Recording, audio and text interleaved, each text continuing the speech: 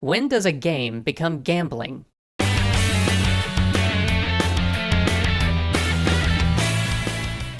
If you've been to a gambling expo in the past, let's say 2 years, then you probably saw something interesting.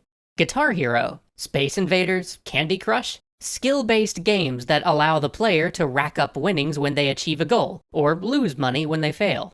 Casinos are turning to these skill-based games, or hybrid skill and chance games, due to a demographic shift. You see, young people don't really like slot machines, so to attract them youths, the gaming industry, not the gaming industry you're thinking of, the other one that makes like slot machines and video poker and stuff. I mean, technically gaming industry is the proper term, but just for the sake of clarity, I'm gonna call them the casino industry. Anyway, the casino industry is hoping that game-based machines will pull in a fresh batch of young millennial gamblers. They've even rewritten gambling laws to accommodate new machines that rely on performance rather than mere chance. But it isn't just the casinos who are getting into video game gambling. As you have probably heard, Valve is currently cracking down on third-party websites that leverage Counter-Strike Go weapon skin trading as a form of gambling. With all of these factors coming into play at once, designers have to start thinking seriously about how they want to approach gambling in games, even if, like Valve, they don't intend for people to use them for gambling.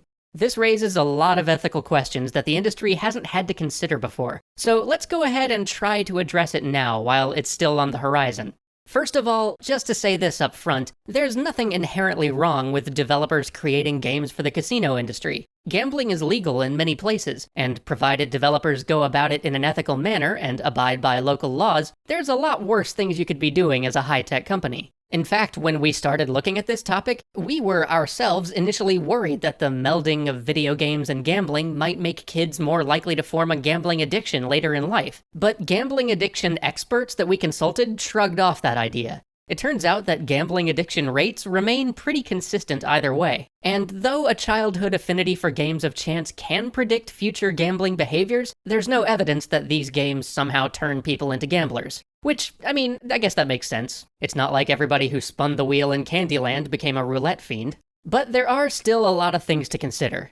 The first is the worrying possibility of what may happen when we combine the incentivized feedback loop of games with the already addictive practice of gambling. We've talked about this a bunch of times already, so I won't repeat myself talking about that danger. You can see our episodes on humane design, exit points, and the Skinner box if you want to dig into that subject more yourself. Suffice it to say that building a humanely designed casino game will be a very hard line to walk, but that's not to say that it can't be done.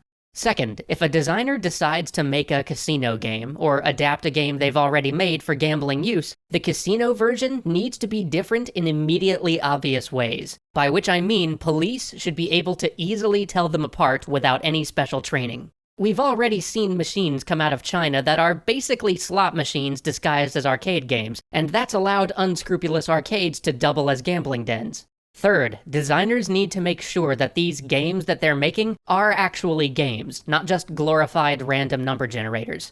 One of the good things about casinos deploying skill-based games is that they provide inherent entertainment value. They aren't just mindless slot machines or roulette wheels where players get hooked on dopamine. They're more like poker, a thing you can enjoy in and of itself, with winning money just being a fun bonus. It's better for the casino, too. I mean, part of why millennials hate slot machines is that they aren't inherently fun to play. But okay, enough about casinos. What about a normal shooter with loot boxes and item drops? How can a developer ensure that they won't end up in Valve's position, where their game becomes an unintended venue for wagering?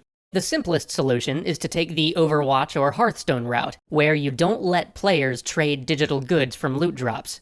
Now, I understand that that suggestion may not be the most popular one, because, boy, we dropped just as much money as anyone else trying to get that Mercy Halloween skin. But that system does at least ensure that developers aren't exposed to legal challenges. Because no transaction between players, no trouble.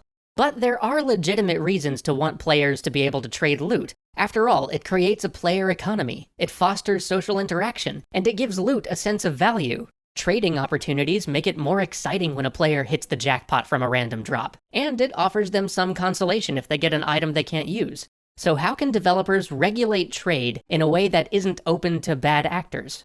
Well, first, let's review how skin gambling works. In Counter-Strike Go, players can obtain skins for weapons or characters via in-game loot drops, with certain skins being rarer or more sought after than others. Players can then trade these skins to each other, or buy and sell them for funds in their Steam wallet, but they can't sell them for real-world currency. However, third-party gambling sites, unaffiliated with Valve, have offered venues where people can use these skins as casino chips, betting them on professional CS:GO matches or even at simulated table games like roulette, blackjack, and slot machines. When players win or lose, the skins they've wagered get automatically traded through Steam via bots controlled by the third-party gambling site, which also offers to cash those skins out for real currency. Now, obviously, this is illegal, and worse, a lot of underage kids got sucked into skin gambling. Valve is currently cracking down by sending cease and desist letters, but there are other things developers can do to make sure that gambling doesn't become an accidental feature of their games. The first is to monitor transaction volumes and flag accounts with substantially higher activity than the mean.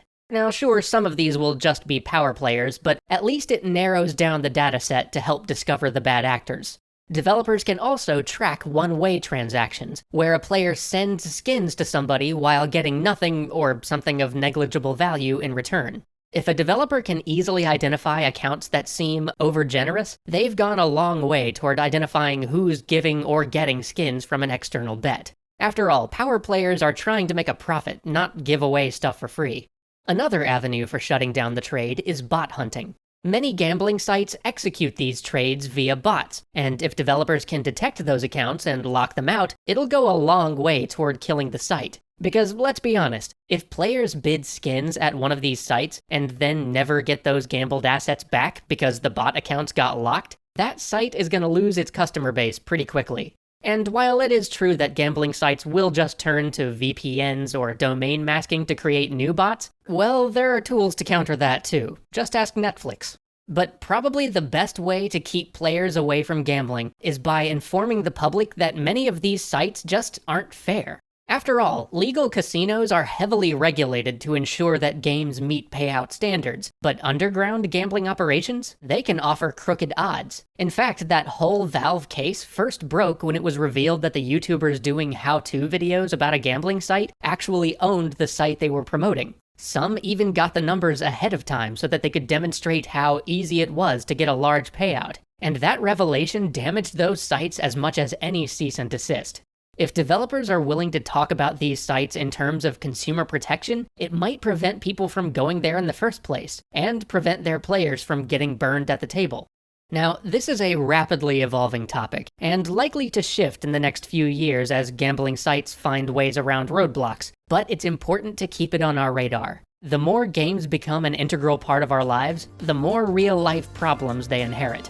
That's just the price of success. See you next time.